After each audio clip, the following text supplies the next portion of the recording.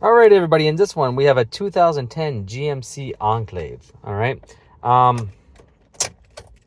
Give you guys my first thoughts on this. I haven't scanned it or did anything in it yet. I just put the key in the ignition and I turned it on.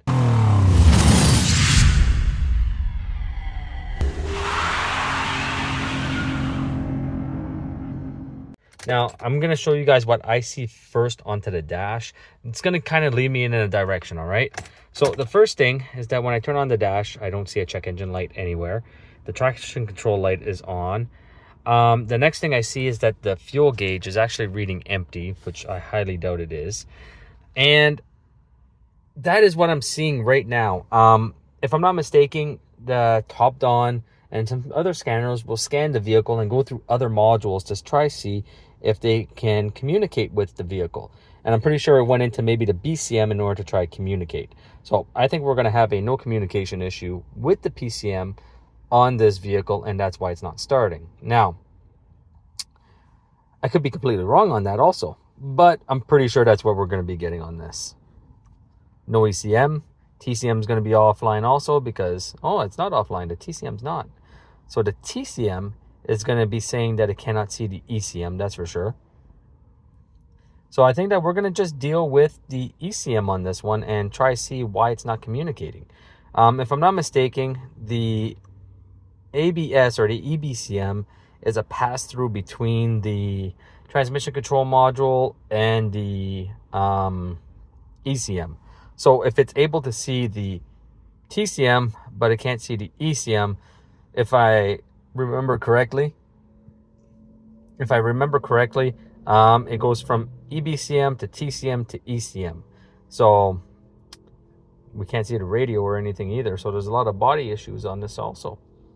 And let's see. Yeah, the radio is not on. All right. We're going to go report. Odometer. Doesn't really matter. We'll just put 1. All right. From there, we're going to press skip because I don't really care about that. And I just want my codes. Let's see what we have. We're going to have communication faults for sure. Lost communication with engine control module. Lost communication with engine control module. Lost communication with engine control module. So these are the fuel pump, the transmission. It's all saying that they cannot see the engine control module. So we're going to deal with the engine control module first. Now, GMs are notorious, and Dodges too, actually, for ground issues. So I'm going to do something really quick. I'm going to locate where the PCM is on this. And we're going to see if I can't get oh, look, we have a lost communication with BCM on this. Okay, lost communication with instrument cluster. Memory seat module. Last test. Clear pass, says NA. So we're going to deal with the PCM to try to see if we can't get this guy started. Whenever you're going to start a diagnosis, and especially when it's communication, pick something and stick with that control module in order to try find out what is going on with the vehicle. This one has 3 modules that's saying PCM, so going anywhere other than the PCM really wouldn't make any sense. All right. Now, GM also likes to use 4-wire communication. So basically, they're going to have 2 wires that are going into the module and then 2 wires that are going out of the module. So we're going to have to make sure that the wires going into the module are actually communicating. All right. So powers, grounds, communication. We need that for the computer to be able to communicate with us. The easiest one to check first is going to end up being the ground. The reason I say that is because if there's a ground missing on the PCM, I can just ground the case externally. And if the vehicle comes alive or I hear things clicking, we're going to deal with a ground issue. If it doesn't, we're going to deal with something else. All right. I'm going to grab a few little tools. I'll bring you guys up front. I do have my my camera today, my camera holder today, so I'll be able to give you guys better shots. All right, so quick test that you can do is just come up to battery positive, hook your test light up to battery positive, come over, touch the ground. All right, see my test light lights. So you guys have a view of that, okay? What you can do quickly to see if there's a case ground, at least on the PCM, it doesn't mean that it's good, that there's all the grounds and powers are there, but it's a good indication on what might be going on, is just take and touch the case and see if it lights. So it does light, so at least I know that the case is grounded. I've had situations where the case is not grounded and the test light wouldn't even light touching it. So that would be a major ground issue onto that. What we're gonna do is, well, what I'm gonna do, that I'm gonna look around at the wiring harness real quick and just do a visual inspection and see if maybe I don't see something. And when I do, I will bring you guys back. All right, so visually checking around, I didn't see anything. I did a few little wiggle tests onto the wiring. I didn't see anything onto the wiring either. So what I'm gonna do now, oh, we got an ABS and airbag light on now though. Let's see.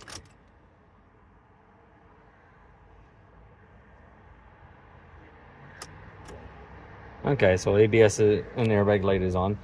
So what I'm going to do is, which is a little bit different than what was on the dash a while ago. I'll give you guys a view of that.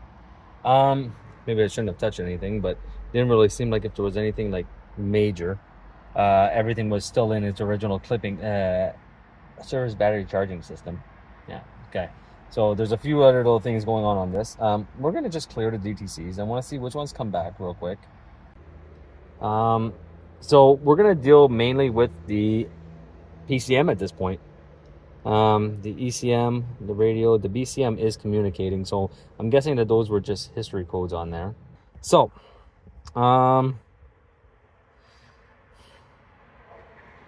what could be the possible issue on this? What we can do is check and see if we got a 5-volt reference coming out of the ECM. Obviously there could be sensors that go bad and they short out internally, and then they just short out the powertrain control module at that point on the 5-volt reference, which can bring down the whole PCM. I'm just gonna really quit. I'm gonna scan again. So we can also go with the 5-volt reference, check for powers and grounds leading in, of course. A 5-volt reference will basically tell me if the PCM is alive. So we could do that real quick. I could get a multimeter. I'm pretty sure I still have a multimeter with me. It's rare that I use them. Smart scan. I'll let this go through a scan, and I'm gonna take and so I'm gonna check for a 5-volt reference, and I'll bring you guys along for that. Just let me get some tools. All right, so I'll give you guys a view. I just used the MAF sensor, connected to ground. MAF sensor is connected on 5-volt, and we have 4.9 volts. So part of the PCM is alive. So I think we should be dealing more with the ground and powers. Just because you have 5-volt doesn't mean that maybe a main power isn't alive onto the circuit. I said that everything was good, but then I'm looking at this, and this isn't very good. That also looks like maybe a mouse or something was in here. No. Don't know. And it looks like this was taken off. So I think that there was work done onto this. But what do I know? All right. So I'm guessing we're going to get a wiring diagram. We're going to locate some fuses. I could test the fuses out real quick, all of them, and see if any of them are blown. And from there, wiring diagram, and check for communication at the PCM. I can also take and check really quickly at the DLC for 60 ohms of resistance, which will tell me if my circuit is intact or not. I could do that too. So, and if it's not intact, that would lead me more towards a wiring issue than a PCM issue. But let's get started and check these fuses, and I'll go from there. I'm going to check them off camera, and if I see anything, I'll bring you guys back. All right, so quickly, at the DLC, we can actually come in, all right, the data link resistor. Then we have a rear differential clutch, which is going to have a resistor there. If we go on to GM high speed, which is going to be pins 6 and 14 at the DLC, we can check and see if we have 60 ohms of resistance on the high speed network. I already did that off camera. I'll give you guys a view of that. Okay, I'm just using my OTC breakout box. In order to speed this up, take and disconnect the battery. It turns off all the modules, and then you're actually able to do your test properly. I'm at 64.8.9 ohms. typically you're at 60 ohms plus 10% is typically okay. If you're at like 90 ohms of resistance on the circuit, there's an issue somewhere. You're gonna have to try to locate it. All right, but 64 ohms, I'm not too worried about that. My next step would be to check for communication at the PCM, powers and grounds, and make sure that all my powers and grounds are at the PCM. If I'm missing one, we're going to take them, we're going to try fix it from there. But for right now, we have 5-volt reference coming out of the PCM. The case is grounded, so I'm not too worried about a ground, but at the same time, there's a PCB and there's multiple layers, so there could still be a power or ground issue, so we're going to verify those just to make sure. And then we also have to check the communication lines at the PCM. But since I am seeing 63 ohms right now, which is fluctuating quite a bit, it might be the meter. It's a cheap meter, okay? I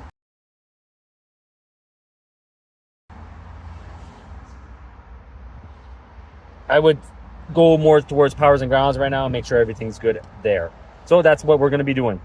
All right, from the photo, X1 seems to be the smaller connector, so it's the one that's going to be underneath. So I'm going to take and plug the sensor back in before I forget that, because that was okay. I had my 5 volts. All right, but just because you have 5 volts doesn't mean that everything is good. I could also check to see 5-volt reference, but anyway, what we're going to do is just disconnect the big connector, because this one doesn't seem to be that one. And we're going to come after the small connector. This is a what, a Kefco? No, it's a Bosch ECU. So should be okay, but who knows? All right. We're gonna come into here. I'm gonna test for powers and grounds at this circuit, and we're gonna see what's missing. And then if everything is there, well, then we're gonna move on to something else. But for right now, I might actually have to take it apart because it might need the powertrain control relay for specific things, but I can test my grounds and then I'll fix it up for the powers. So I'll be right back. All right, so I'll bring you guys along for this. I checked 1, 2, and 4 for ground. All 3 grounds were there. I checked all ignition voltages. All ignition voltages were there on 3, 5, and 6.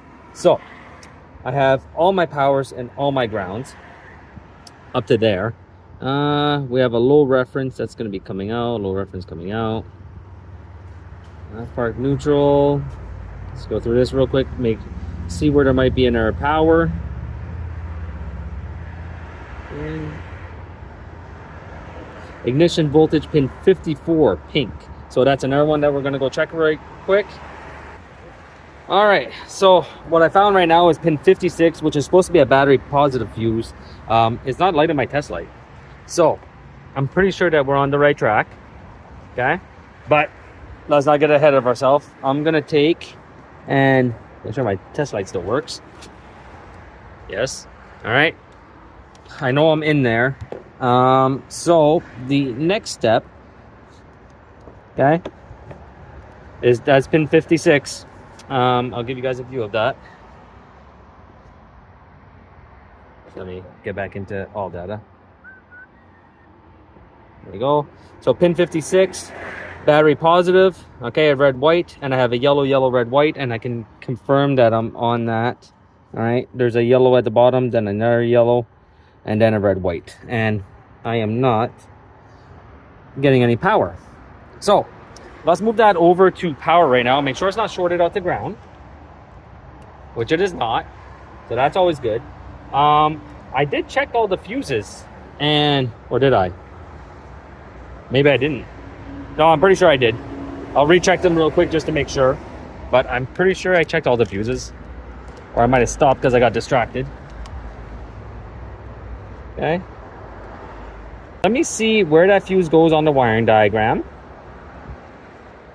Be kind of silly. But I just checked it for a short to ground, so I'm okay with that. Everything seems to be... Oh. Okay, we're good. Everything seems to be okay here. Like I said, I don't know which fuse does what, but from what I can tell, that wire is no good. So I'm going to check the wiring diagram. Bring you guys over, okay? We're going to go back to diagrams. We're going to go into non-OE. Not power and ground, just powertrain management, engine controls. All right, 54. We're gonna scroll down to page number 6. We're gonna zoom in. 56, battery positive. Where does it go? Goes here, goes here, goes here, and it comes on pin number 29. So we're gonna scroll up, go to pin 29. Pin 29 goes there. Red, white. And then it comes out on pin 31. So then we'll go here, pin 31. Comes up to fuse, ECM fuse 15. All right, let's go check that out real quick. So we might just be dealing with a broken wire somewhere, but let's check on this. ECM fuse 15 amp. If I'm not mistaken, I had already checked that. Stop fog. ECM fuse 15 amp, which is right here. Don't know if you guys are gonna see that, but it's right here. All right, 15 amp ECM fuse, which is this one right here. Give you guys a view of that. See, well, you guys can't see, but my test light is there, and I come on the other side, and test light is there. And from what I can tell, I have no power. So let's do something real quick, not be stupid about it, but we're gonna add power in through my test light. You could probably, I wish I had a 4 amp test light, but I don't. All right, and see if it comes alive somewhat. And it doesn't seem like it. Okay, so give me 1 second and I'll be right back. All right, very quickly for everybody, that is my high speed. All right, we're gonna check it to low speed right now. Give me a second.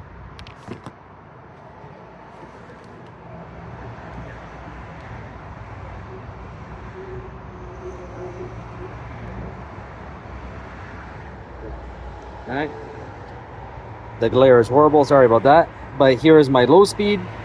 So as you can tell, we have high speed, we have low speed. I'm going to check the serial data. Right now what I'm going to do, I'm going to check the serial data bus, because there was also another communication line onto this, and from there it's going to end up being a PCM from what I can tell. If I got all my powers, all my grounds, and it's not communicating, there's not very much that has to go there. I made a mistake a while ago. My pin wasn't in properly, and that's why I wasn't getting the power, so I checked that off camera, and the power was there, so not very much more I could do on that. If we come over, sorry, let's go back to engine controls. Got flies everywhere today. Okay, where is it? We have a GM Land Plus, which is on 42, and then we have a GM Negative, which is on 55. That's not good. I don't like it when it does that. Sorry about that. It's hard to use on the phone. For some reason, it doesn't work properly. Okay.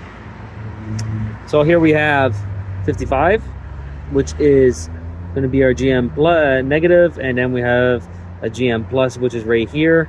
I'm pretty sure there was another GM signal onto it. So we have a wake up serial, data bus, which might come, but from another one. Then we have ignition voltage 54. So all powers and grounds have been checked. Communication is present at the control module. The only thing that's left is a control module at this point.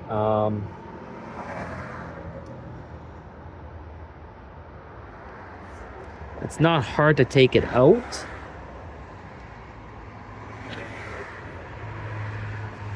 Give me a minute, I'm gonna try to see if I can just like pop this guy out real quick and see what's going on. All right, everybody, it is Tuesday morning. Got the PCM here on the Buick Enclave, and right now I was able to get to communicate at my house after fiddling around with the internals of it. So we're just gonna see if I can get it to work onto here. Hopefully I can. I'm gonna plug this in and I'll be right back with everybody. All right, I got one connector plugged in. Let's come on over. and we'll see. And I still got no check engine light, but at my house I can communicate. So it does crank now, which is a good sign. All right, but there's no check engine light. That's weird. So let's see if we got some calm.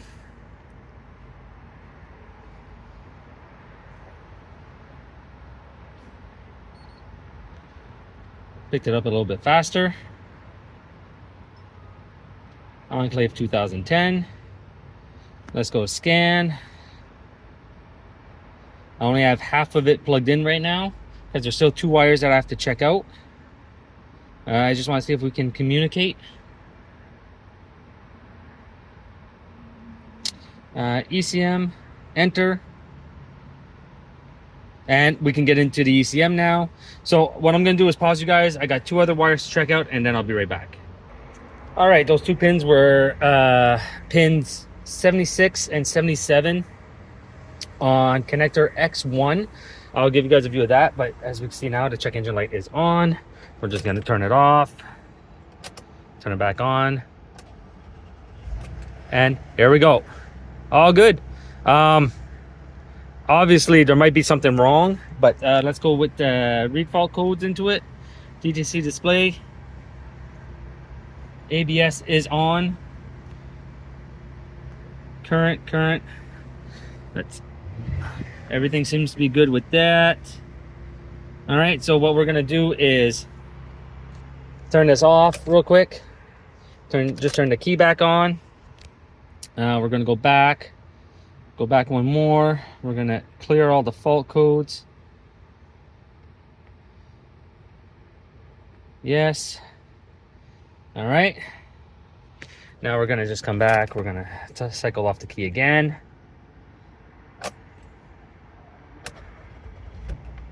It does start. Check engine light does go off. I don't know if there was anything else wrong with this vehicle. I'm gonna be honest with everybody.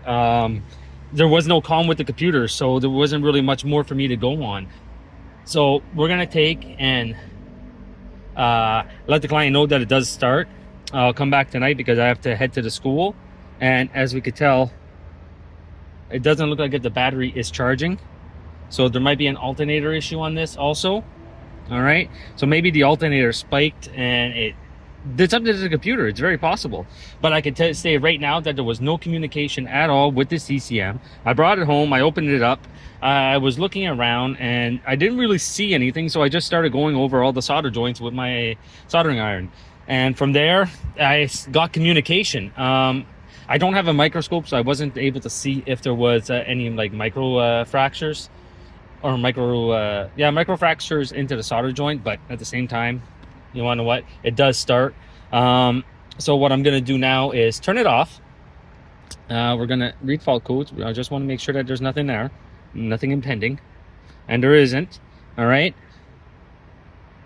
And that's it on this one. I have to come back. I have to reseal the ECU because I didn't reseal it. I'm going to do that, and then that's going to be it on this one. Hope you guys enjoyed it. And as always, I'll see you guys next time.